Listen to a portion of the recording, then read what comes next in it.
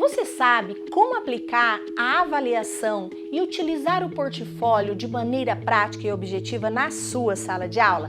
Nesse vídeo, você vai descobrir como aplicar a avaliação descritiva e o portfólio na educação infantil de forma descomplicada e com resultados incríveis. E hoje, a especialista em letras e educação infantil, a professora Lucimara Castro, vai mostrar como aplicar a avaliação descritiva e o portfólio na prática da educação infantil. Gente, esse conhecimento vai ser fundamental para o desenvolvimento dos seus alunos no processo de alfabetização. E muito mais! Quer ter mais palestras como esta? Então inscreva-se no canal, ative o sininho para receber notificações aí de novos vídeos. Preparado aí para mais uma grande aula? Então vamos lá!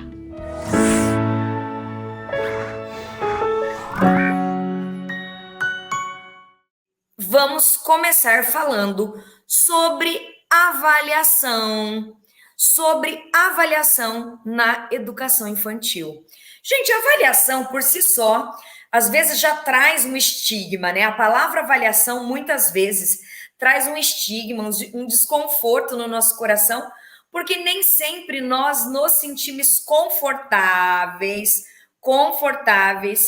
em avaliar, né? Nem sempre nós estamos aí confortáveis para avaliar.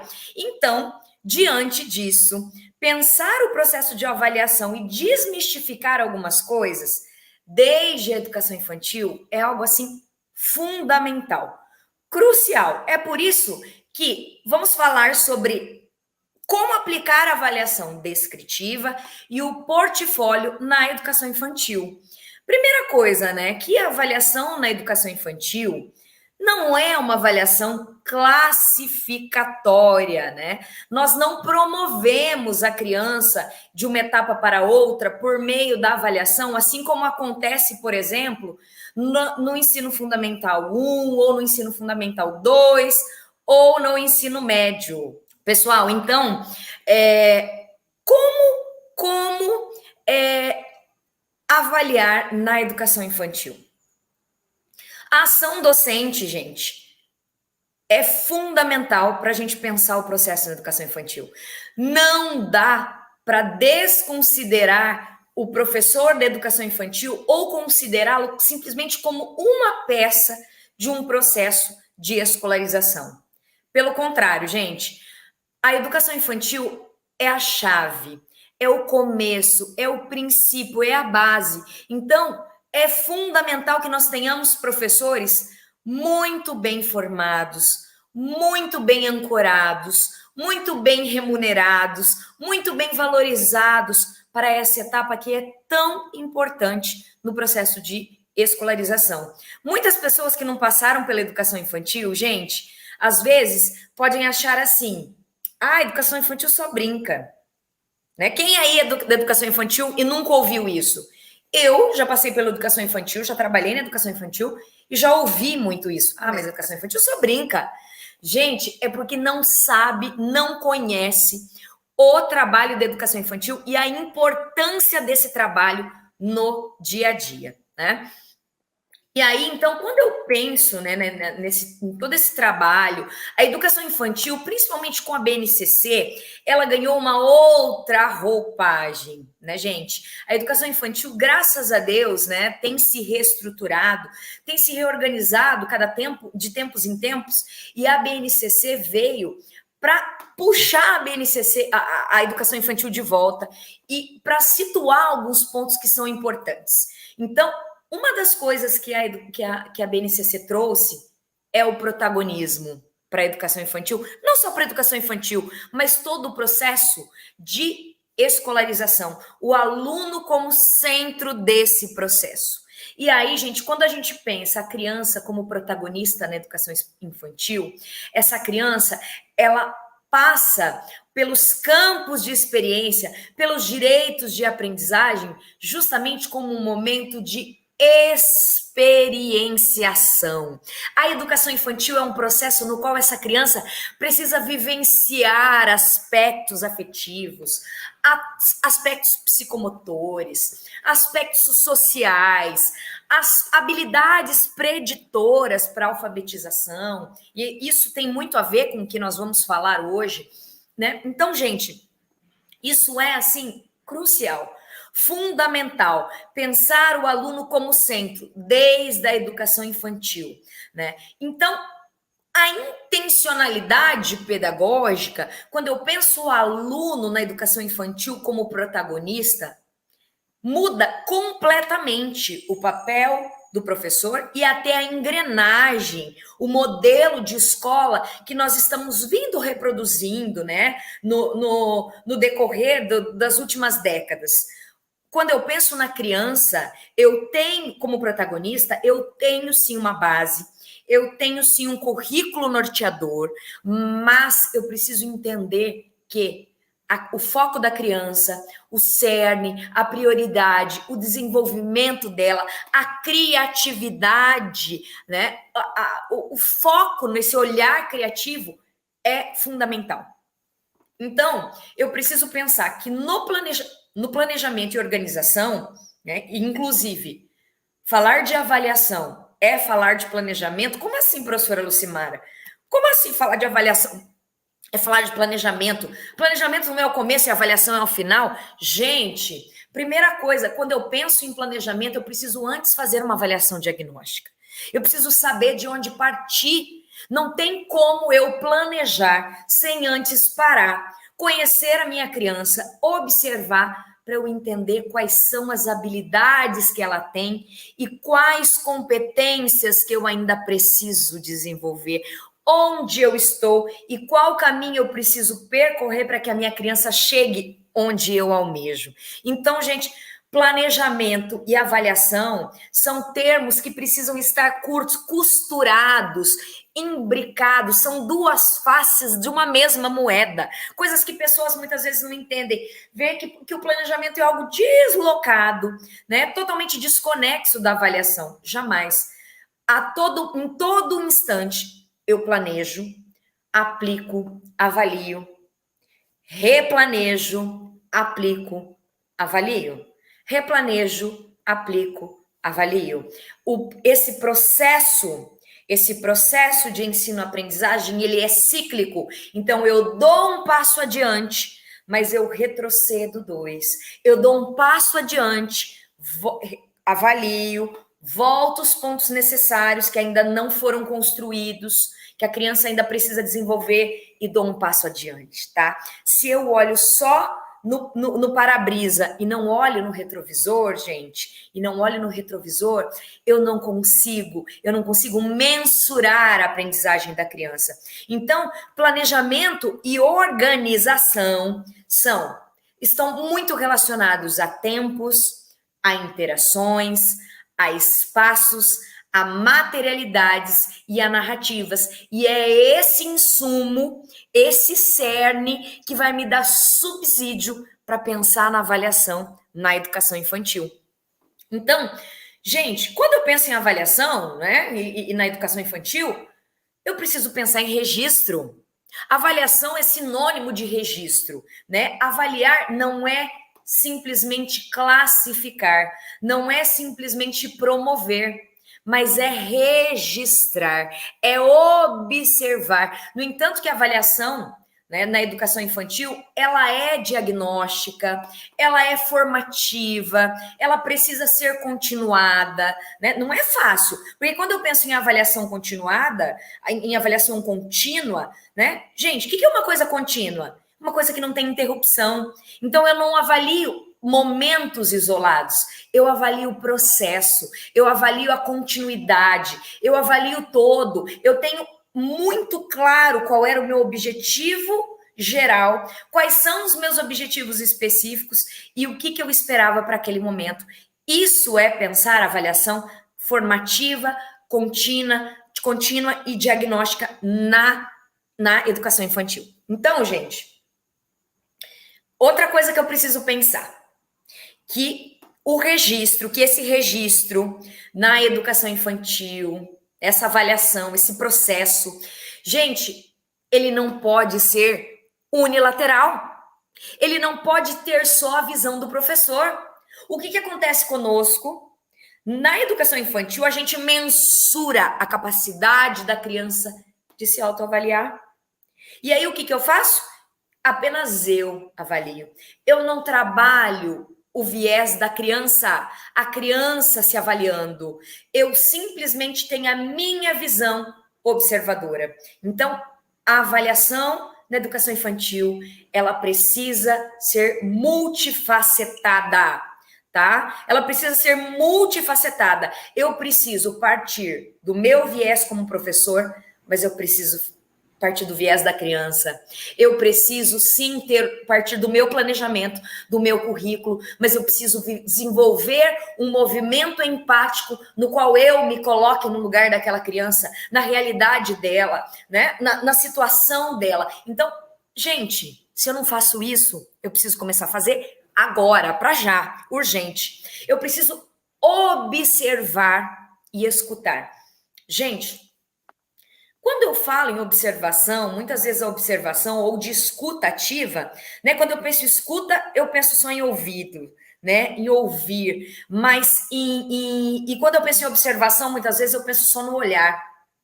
Mas a observação e a escuta, elas se integram, na verdade, nesse processo observativo, né? É você ter sabe aquele feeling, aquela pegada que o professor tem, né? De aprender a separar aquela linha tênue, né? Do currículo, do conteúdo para o ensino e aprendizagem, de fato, o concreto, o significativo.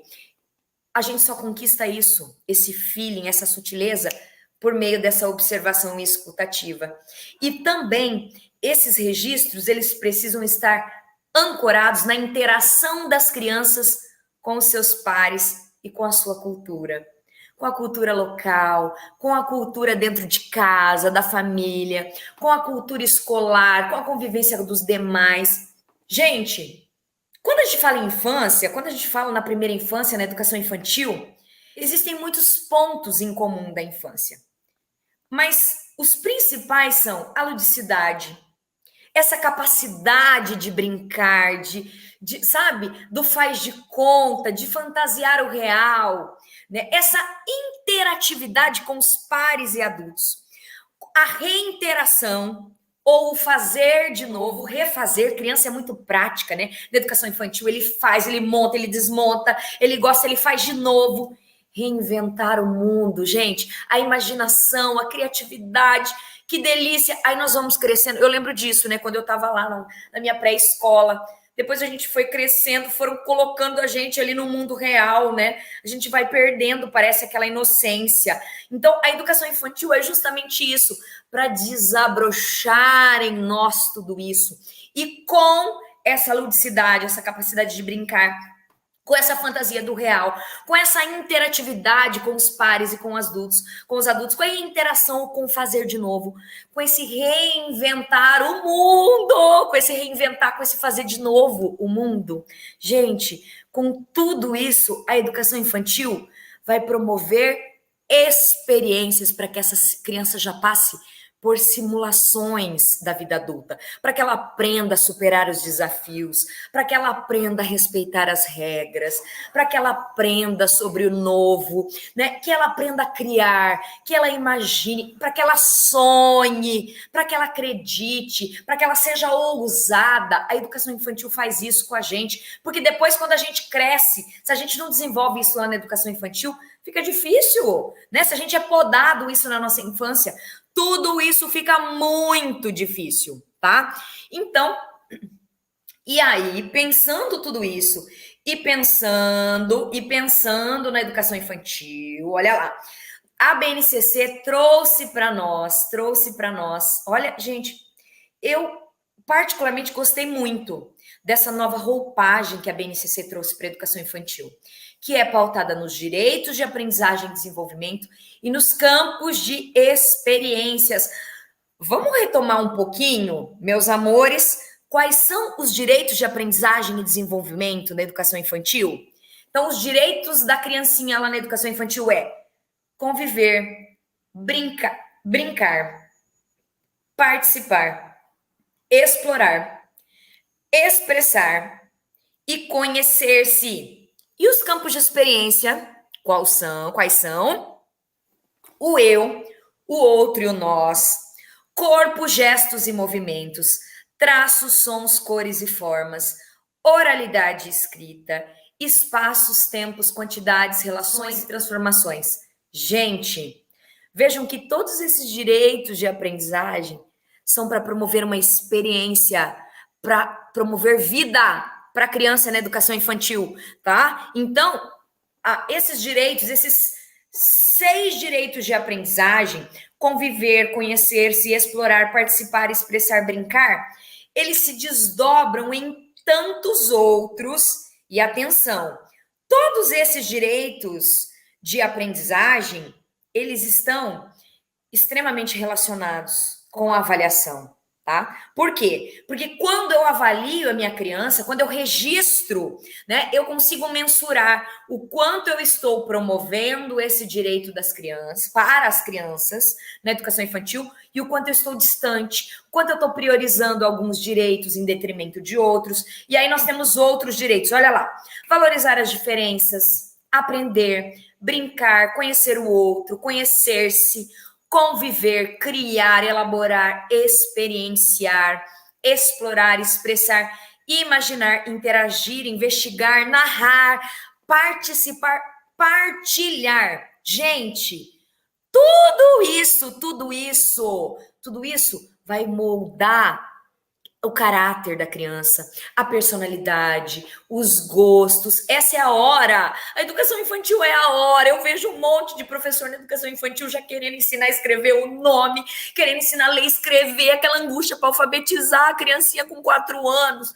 Ai, Jesus, eu tenho um treco.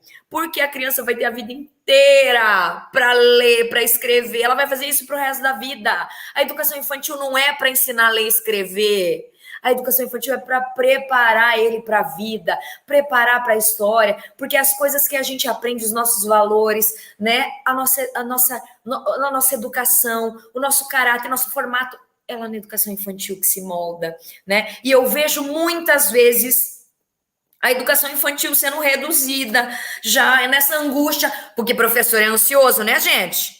Cá para nós, a gente sabe ser ansioso, a gente sabe ser conteudista, pega o plano de trabalho docente e vai riscando. Ai, tá acabando o ano, eu ainda não trabalhei isso. Ai, já é agosto, ainda falta isso, né? A gente já se desespera, a gente já fica louco. Gente, pelo amor de Deus, acalma esse coração. O que é prioridade para o meu aluno nesse momento? Isso aí é ter aquele feeling avaliativo. E tudo isso que eu estou dizendo para vocês é construído a partir desse olhar avaliativo. Eu já estou avaliando. Quando eu parto desse lugar que eu estou descrevendo para vocês, eu já estou construindo em mim um olhar avaliativo, uma observação. E aí, gente, então, a descrição na educação infantil, né? A descrição, a narração, né? A avaliação descritiva, minuciosa, contando, registrando, por escrito, tá? Em prosa, além das fotos, tá, gente? Nós temos aí escritas em prosa, que é o texto corrido, e o texto em versos, né? Que são os poemas, linha a linha. Então, a avaliação descritiva, você pode fazer em prosa, mas você pode também utilizar de outros recursos, você pode agregar imagens, né? Você pode agregar outras coisas que podem auxiliar você neste momento, neste processo. E uma das coisas legais é o que? A montagem do portfólio.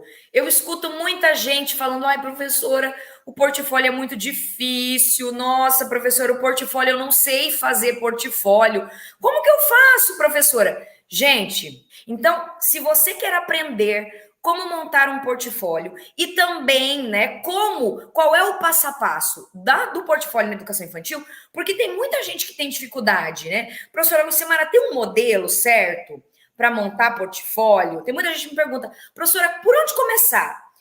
Tem um modelo certo para montar o portfólio ou não? Né?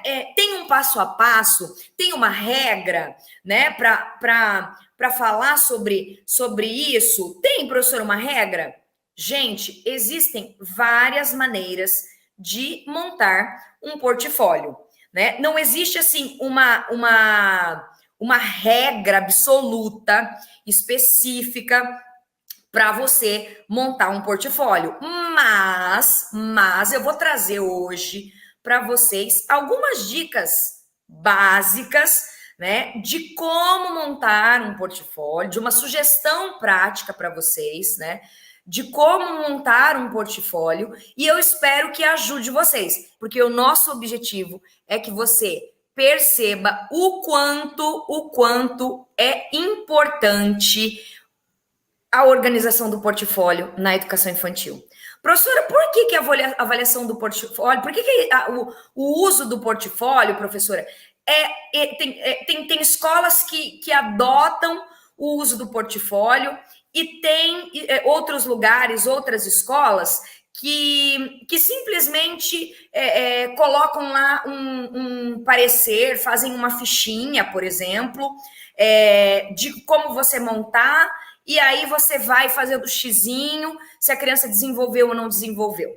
Vou contar para vocês. Gente, o que acontece quando eu simplesmente, não quer dizer que eu não possa, tá? Mas o que acontece quando eu escolho simplesmente fazer aquela avaliaçãozinha de X, né, de alguns elementos? Eu não conheço a minha criança na íntegra. E a pessoa que vai, no ano seguinte, receber essa criança, não tem o detalhamento. Até porque acaba sendo subjetivo. Um X lá, se a criança atingiu ou não atingiu. Tá, ela atingiu, mas como? Até que etapa? Como que eu posso mensurar essa aprendizagem? Então, eu vou trazer para vocês hoje, tá?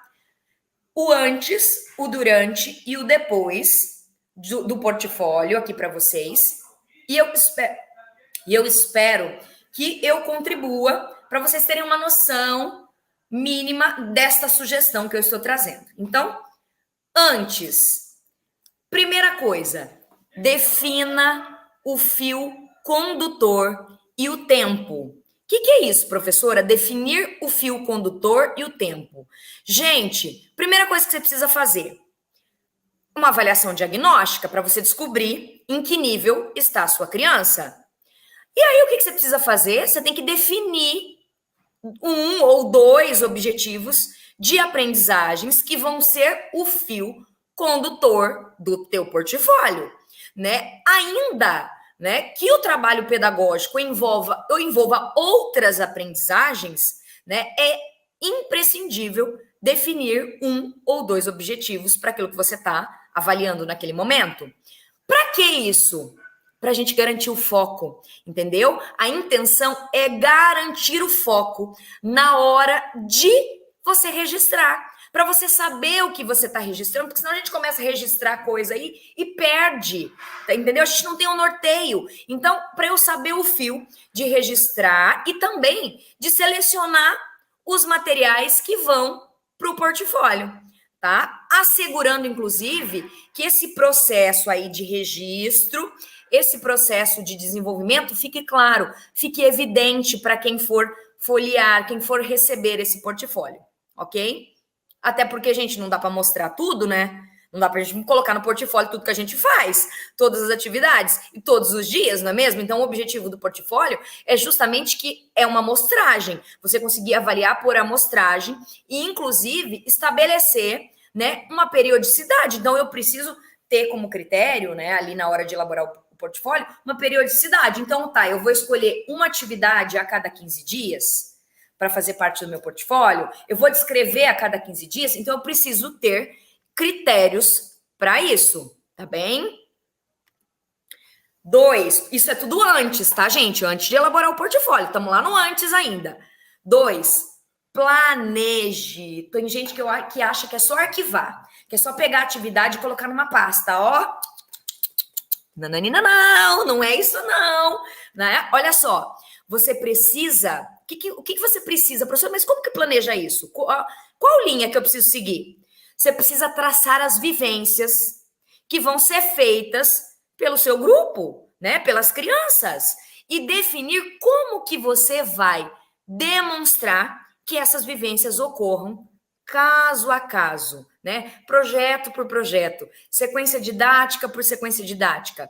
Pode ser vídeos, podem ser áudios, podem ser transcrições, podem ser anotações, podem ser fotos, desenhos, pinturas e outras produções da criança. Aí vai da criatividade de vocês, que eu sei que vocês têm um monte de criatividade guardada nessas cabecinhas.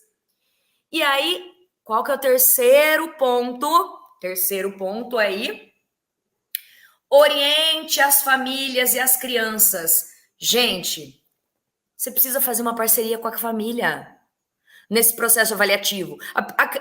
O portfólio não pode ser apresentado só no fim do ano para a família, Deus. Não. O portfólio é um processo de avaliação e de conversação, de subsídio para que em cada reunião de pais, para cada conversa, você vir, que o pai vier, você chamá-los e dizer, ó, vamos lá, como que tá em casa, né?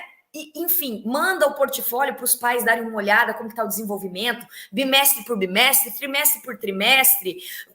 Ouça esses pais, como que os filhos estão desenvolvendo, quais são as expectativas dos pais, quais são as frustrações para o desenvolvimento, até para a gente aprender a gerenciar as expectativas, porque os pais acham que a criança vai estar no pré-escola e já vai estar lendo livros, né? Muitos pais ainda têm essa ideia. Então, gente, pelo amor de Deus, vamos aprender, né? Trazer essas famílias para junto, para que eles entendam, para que eles vejam. E o objetivo não é mostrar... Outra coisa, o objetivo não é trazer a família para mostrar o que a criança fez de bonito, tá, gente? Porque muitas famílias falam, olha que lindo que o seu filho fez. Não, não é esse o objetivo do portfólio. Gente, o objetivo do portfólio é justamente trazer ali sem julgamento, mostrar o trabalho e o desenvolvimento da criança sem julgar, tá? Para que o pai e a mãe também percebam a importância dessa ferramenta e consiga compreender a importância do trabalho que ele desenvolve, né? Que você, professor, desenvolve no dia a dia com essa criança. Organize as informações coletivas. Ó, essa é durante do portfólio agora. Durante do negócio, ó. O que você precisa fazer? Criatura, dedique um tempo para elaborar a introdução do portfólio, né? Que vai ser a mesma para todas as crianças, tá?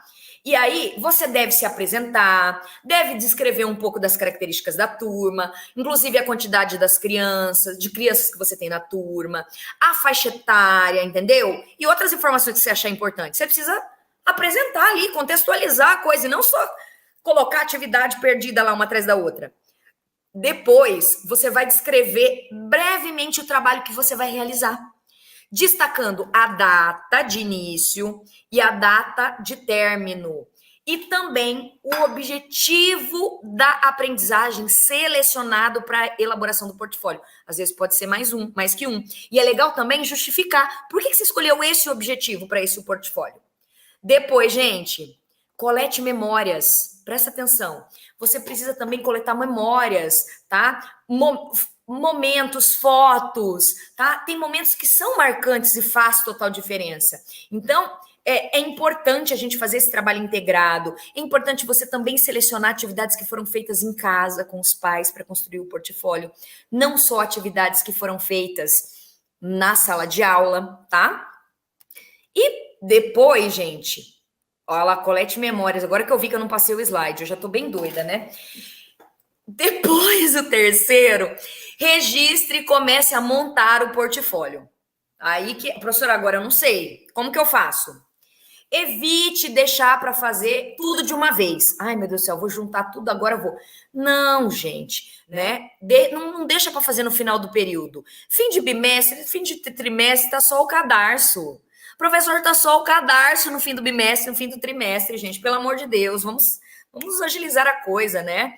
Então, estabeleça uma periodicidade, tá?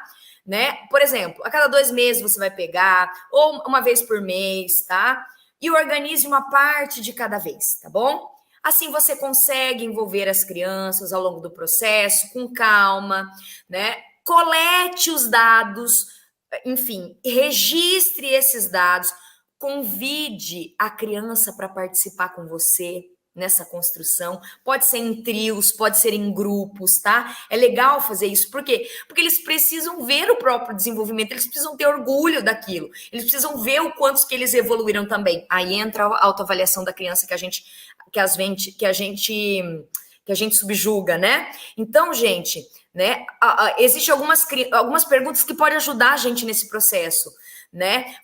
Você lembra só quando você está ajudando ali a criança a se autoavaliar? Você lembra quando você fazia essa atividade, quando você fez essa atividade que você tinha dúvida? Você lembra que você achou difícil, né? Olha lá, se você fosse ensinar essa atividade para um amiguinho, como que você ia ensinar ele?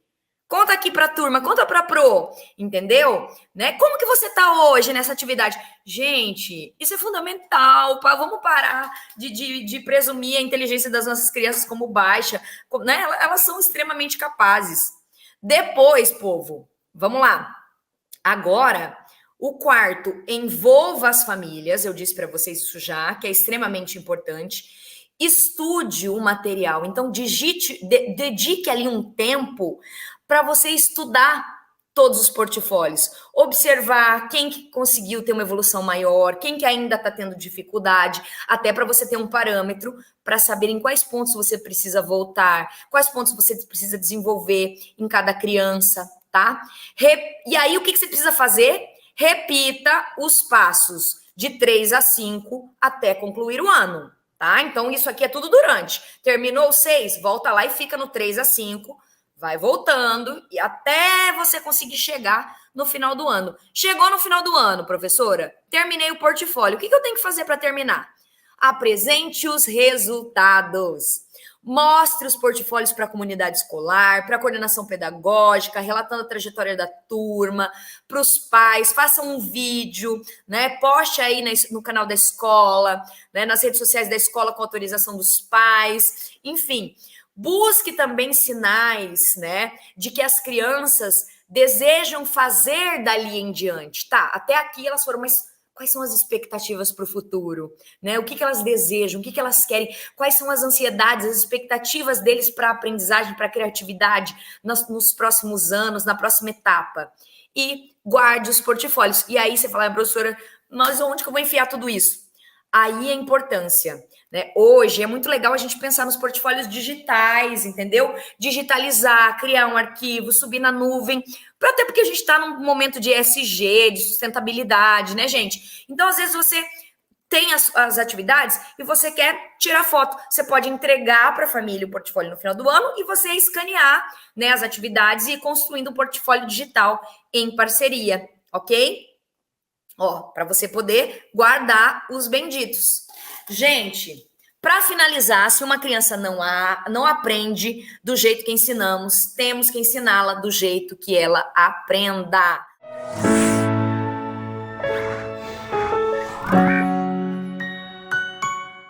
Obrigado por assistir até o final. E se você gostou desse vídeo, então não se esqueça de curtir e compartilhar com seus amigos.